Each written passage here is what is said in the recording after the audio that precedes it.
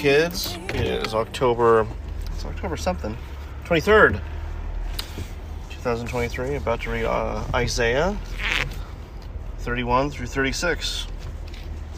It's about 2 p.m. Today is a Monday. Let me tell you what I do on Mondays, because it's actually kind of intense. So today, Monday, in about a half hour or so, I'm going to pick up the Spy and the King. In the minivan, I have a bag for the Spy to put his soccer stuff on.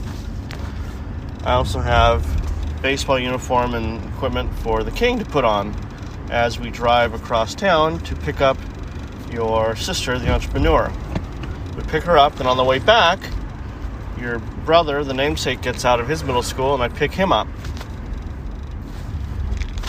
Also in the car is kind of a lunch, like a big lunch, kind of early dinner. It's a pastrami and cheese sandwich on a French bread roll with carrots and some water. It'll tide you guys over for dinner, which will probably just be a snack because it's going to be kind of heavy. In fact, you probably aren't even hungry. You guys just ate like an hour ago at school. So it's going to be something for you guys to eat on. So after I drop off, I pick all you guys up. Then I drive her across town, drop the King off to an actual baseball game he's got today. Your mother typically hangs out with your aunt, her little sister, till about 9 at night, and I have you guys all day. But your mom's actually going to be at the game today, getting Costco pizza delivered as the snack after the game. So I drop the King off his baseball practice. Then about a mile further into the city we live in, I drop off the Spy at his soccer practice. Then I get on the freeway and I drive all the way to San Francisco and drop the namesake off at the Opera House, where she's got Opera Scouts going on. It starts at 4:30. I typically get there at 4:15 if I keep the schedule. After I drop her off, I drive immediately back to pick up the Spy, who's done with soccer practice at 5:15. It takes about 45 minutes to get back, so I get there just in time to pick him up. Then after I pick him up, guess what I do? I drive all the way back to the city because the traffic is even worse, and I pick the entrepreneur up at I get there about 6:20. 10 minutes to spare. You typically get done around 6 sometimes. And because today the King is playing baseball, we'll drive straight to his baseball game. But because it's getting darker at night, I'll probably miss it. But your mom will be there. I tell her to record his at-bats, but she has yet to really do that for me. She recorded one at-bat where he already hit the ball and he was running for like a half second. So, that's something. So right now I'm driving. I'm getting to your school a little early, so maybe I can read some Isaiah. I've been really dropping the ball on Isaiah lately, so I want to pick that one up. Sorry about that. Ooh, lots going on this week. It's finally nice out. We had a great weekend. Nothing but soccer. The namesake had a couple of soccer games. Played amazing, both games, Saturday and Sunday. Tied the first one on Saturday, lost the second one on Sunday, but you guys, the teams have just been playing amazing. And the namesake, I think he's at a level where he's even surpassed me in skill. Certainly, every coach we've come across has said something about how good he is. And I'm trying not to be biased, but every coach or referee has said that kid is everywhere at once. You're fast, and it's just fun to watch you play. I'll say that until I get blue in the face. So now I'm parking in the shade. I'm going to read Isaiah. In the shade, there we go. Turn this car off. Oh, it's a hot one. It rained all weekend.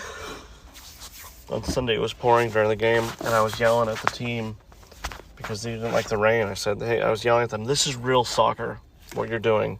In the rain, gritty, just gritty and fun and wet and messy and just pure. And then as we were playing that game in our town, the Spy was a couple hours away playing in a town called Davis, it was also pouring. And his coach, who's also a professional coach out of United Kingdom, he was yelling at the kids, "This is pure soccer." Like yelling at them, which is hilarious. We were like all saying the same stuff. So.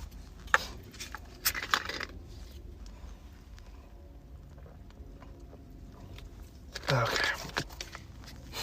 I haven't had soda in a while. I'm cheating. I'm having A&W root beer. But I can feel a headache coming on, so I'm going to have some ibuprofen.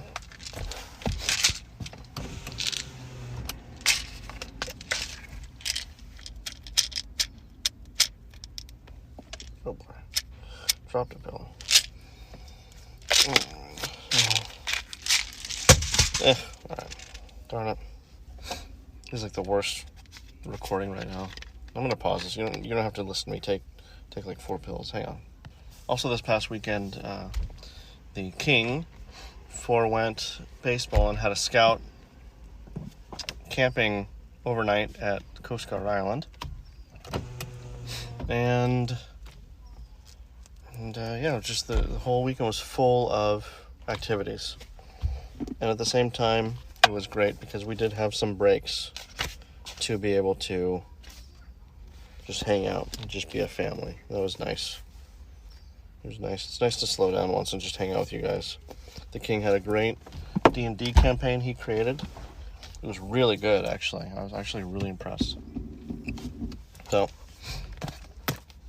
anyways, children, without further ado, Isaiah 31. Woe to those who go down to Egypt. Woe to those who go down to Egypt for help and rely on horses, who trust in chariots because they are many, and in horsemen because they are very strong, but do not look to the Holy One of Israel, or consult the Lord. And yet he is wise and brings disaster. He does not call back his words, but will arise against the house of the evildoers, and against the helpers of those who work iniquity. The Egyptians are man and not God, and their horses are flesh and not spirit. When the Lord stretches out his hand, the helper will stumble, and he who is helped will fall, and they will all perish together. For thus the Lord said to me, as a lion or a young lion growls over his prey, and when a band of shepherds is called out against him, he is not terrified by the shouting or daunted by their noise.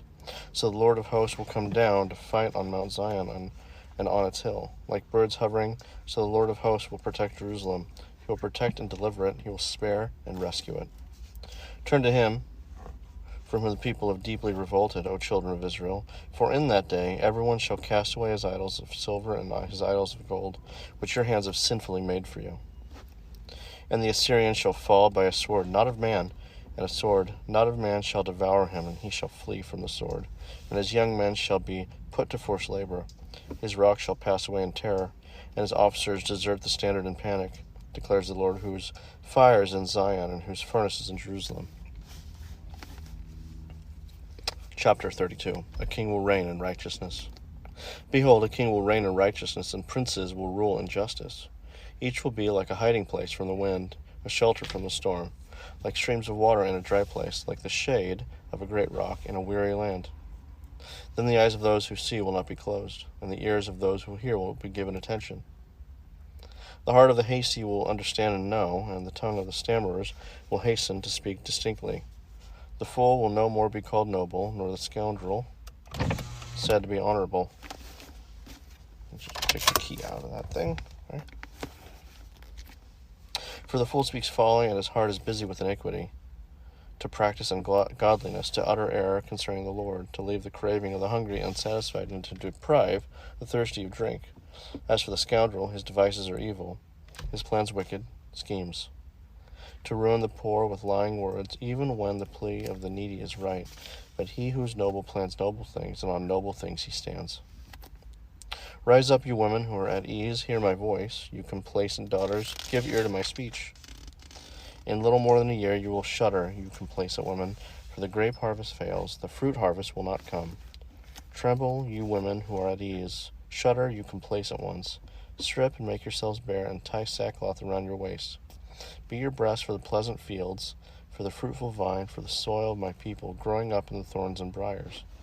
Yes, for all the joyous houses in the exultant city, for the palace is forsaken, the populous city deserted. The hill and the watchtower will become dens forever. A joy of wild donkeys, a pasture of flocks, until the Spirit is poured upon us from on high.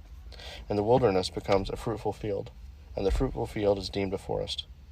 Then justice will dwell in the wilderness, and righteousness abide in the fruitful field.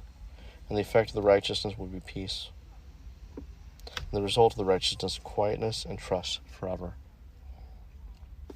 My people will abide in a peaceful habitation, in secure dwellings, and in quiet resting places. And it will hail when the forest falls down, and the city will be utterly laid low. Happy are you who sow beside all waters, who let the feet of the ox and the donkey range free. Chapter 33. O Lord, be gracious to us. O you destroyer, who yourself have not been destroyed, you traitor, whom none has betrayed. When you have ceased to destroy, you will be destroyed. And when you have finished betraying, they will betray you. O Lord, be gracious to us. We wait for you. Be our arm every morning, our salvation in the time of trouble. At the tumultuous noise, peoples flee. When you lift yourself up, nations are scattered. And your spoil is gathered as the caterpillar gathers, as locusts leap, it is leapt upon. The Lord is exalted, for he dwells on high. He will fill Zion with justice and righteousness, and he will be the stability of your times. Abundance of salvation, wisdom, and knowledge. The fear of the Lord is Zion's treasure. Behold, their heroes cry in the streets. The envoys of peace weep bitterly. The highways lie waste. The traveler ceases. Covenants are broken. Cities are despised. There is no regard for man. The land mourns and languishes. Lebanon is confounded and withers away. Sharon is like a desert, and Bashan and Carmel shake off their leaves. Now I will arise, says the Lord. Now I will lift myself up. Now I will be exalted. You conceive chaff, but you birth to stubble. Your breath is a fire that will consume you, and the peoples will be as if burned to lime. Like thorns cut down, they are burned in the fire. Hear you who are far off what I have done, and you who are near, acknowledge my might. The sinners in Zion are afraid. Trembling has seized the godless. Who among us can dwell with consuming fire? Who among us can dwell with the everlasting burnings? He who walks righteously and speaks uprightly, who despises the gain of oppressions, who shakes his hand lest they hold a bribe, who stops his ears from hearing of bloodshed, and shuts his eyes from looking on evil. He will dwell on the heights. His place of defense will be the fortress of rocks. His bread will be given him. His water will be sure. Your eyes will behold the king in his beauty. They will see a land that stretches afar. Your heart will muse on the terror. Where is he who counted? Where is he who weighed the tribute? Where is he who counted the towers? You will see no more the insolent people, the people of an obscure speech that you cannot comprehend, stammering in a tongue that you cannot understand. Behold Zion, the city of your appointed feasts. Your eyes will see Jerusalem, an untroubled habitation, an immovable tent, whose stakes will never be plucked up, nor will any of its cords be broken. But there the Lord in majesty will be for us, a place of broad rivers and streams, where no galley with oars can go, nor majestic ship can pass. For the Lord is our judge, the Lord is our lawgiver, and the Lord is our king. He will save us. Your cords hang loose. They cannot hold the mast firm in its place, or keep the sails spread out. They prey and spoil abundance will be divided. Even the lame will take the prey, and no inhabitant will say, I am sick. The people who dwell there will be forgiven their iniquity.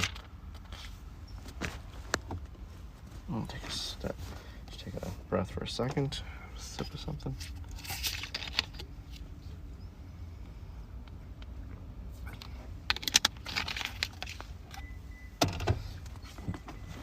Chapter 34. Judgment on the nations. Draw near, O nations, to hear, and give attention, O peoples. Let the earth hear, and all that fills it, the world, and all that comes from it. For the Lord is enraged against all the nations, and furious against all their host. He has devoted them to destruction. He has given them over for slaughter. Their slain shall be cast out, and the stench of their corpses shall rise. The mountains shall flow with their blood. All the host of heaven shall rot away, and the skies roll up like a scroll. All their hosts shall fall, as leaves fall from the vine, like leaves falling from the fig tree. For my sword has drunk its fill in the heavens. Behold, it descends for judgment upon Edom, upon the people I have devoted to destruction. The Lord has a sword, it is sated with blood, it is gorged with fat, with the blood of lambs and goats, with the fat of the kidneys of rams. For the Lord has a sacrifice in Bozrah, a great slaughter in the land of Edom. Wild oxen shall fall with them, and young steers with the mighty bulls. Their land shall drink its fill of blood, and their soil shall be gorged with fat. For the Lord has a day of vengeance, a year of recompense for the cause of Zion. And the steams of Edom shall be turned into pitch, and her oil into sulfur. Her land shall become burning pitch. Night and day it shall not be quenched. Its smoke shall go up forever. From generation to generation it shall lie waste.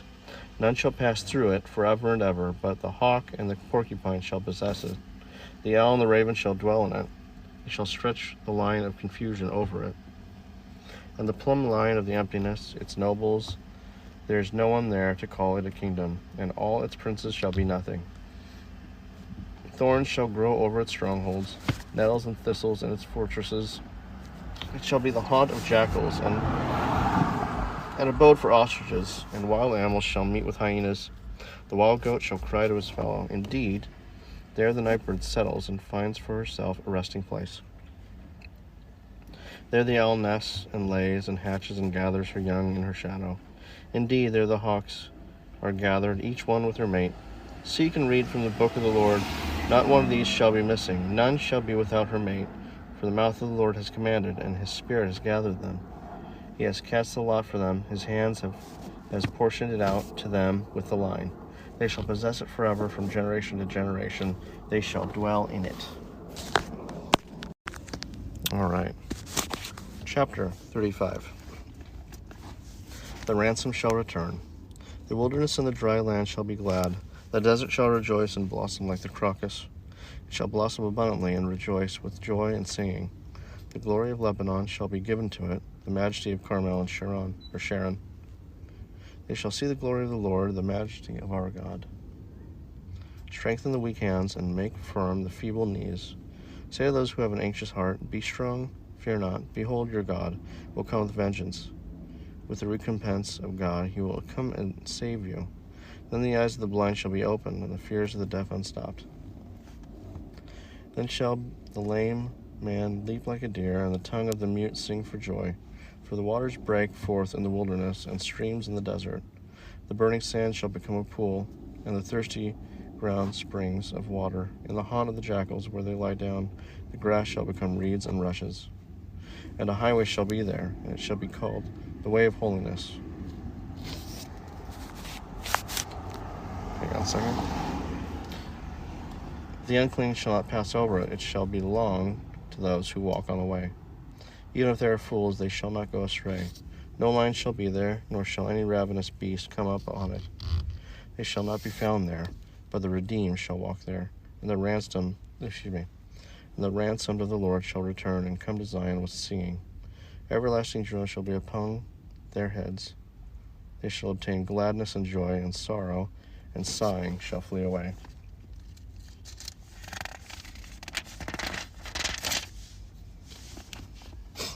Chapter 36. In the 14th year of King Hezekiah, Sennacherib, king of Assyria, came up against all the fortified cities of Judah and took them. And the king of Assyria sent the Rabshakeh from Lachish to King Hezekiah at Jerusalem with a great army. And he stood by the conduit of the upper pool on the highway to the washer's field. And there came out to him Eliakim, the son of Hilkiah, who was over the household of Shebna, the secretary, and Joah, the son of Asaph, the recorder. And the Rabshakeh said to them, Say to Hezekiah, Thus says the great king, the king of Assyria, On what do you rest this trust of yours? Do you think that mere words are strategy and power for war? In whom do you now trust, that you have rebelled against me? Behold, you are trusting in Egypt, that broken reed of a staff, which will pierce the hand of any man who leans on it. Such is Pharaoh, king of Egypt, to all who trust in him. But if you say to me, We trust in the Lord our God, it is not he whose high places and altars Hezekiah has removed, saying to Judah and to Jerusalem, You shall worship before this altar. Come now and make a wager with my master, the king of Assyria. I will give you 2,000 horses if you are able to, on your part, to set riders on them. How then can you repulse a single captain among the least of my master's servants, when you trust in Egypt for chariots and for horsemen? Moreover, it is without the Lord that I have come up against this land to destroy it. The Lord said to me, Go up against this land and destroy it. Then Eliakim, Shebna, and Joash said to the Rabshakeh, Please speak to your servants in Aramaic, for we understand it. Do not speak to us in the language of Judah within the hearing of the people who are on the wall.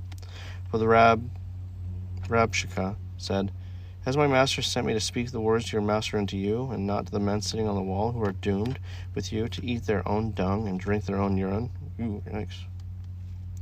Then the Rabshakeh stood and called out in a loud voice in the language of Judah, Hear the words of the great king, the king of Assyria.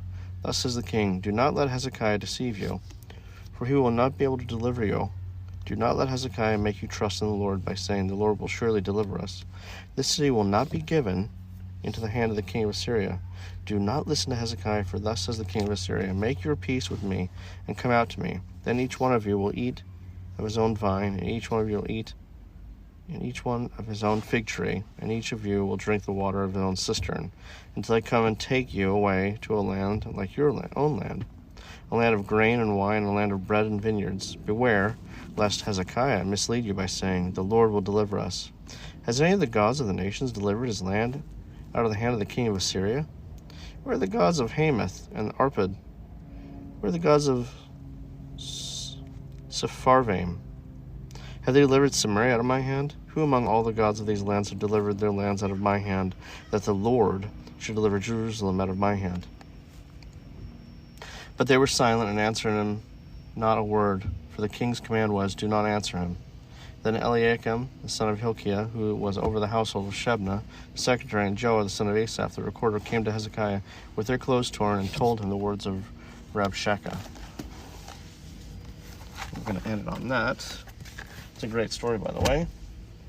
I love that everybody listened to Hezekiah. They didn't say anything. It's a good kingdom. And I bet that's one of the reasons God blessed them, because they listened to their king. I wish I had to take a nap. I got to sleep around 2 a.m. last night. I just couldn't sleep. The spy was punching and kicking me all night.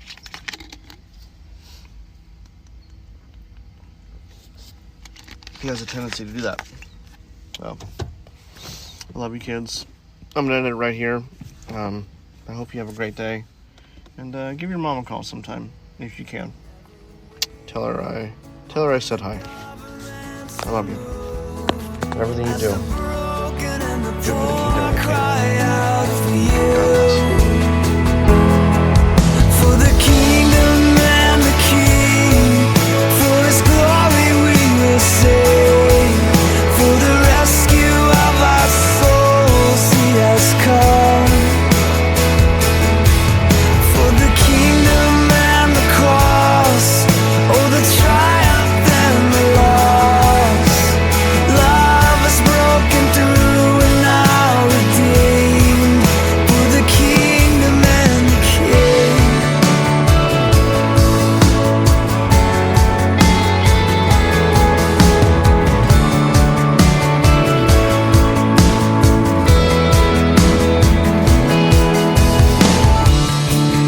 Oh God, may we be focused on the least. A people balancing the fasting and the feast. A call to give and to serve and celebrate. For you are great, oh my God, you are great. So I pledge to know and love you all.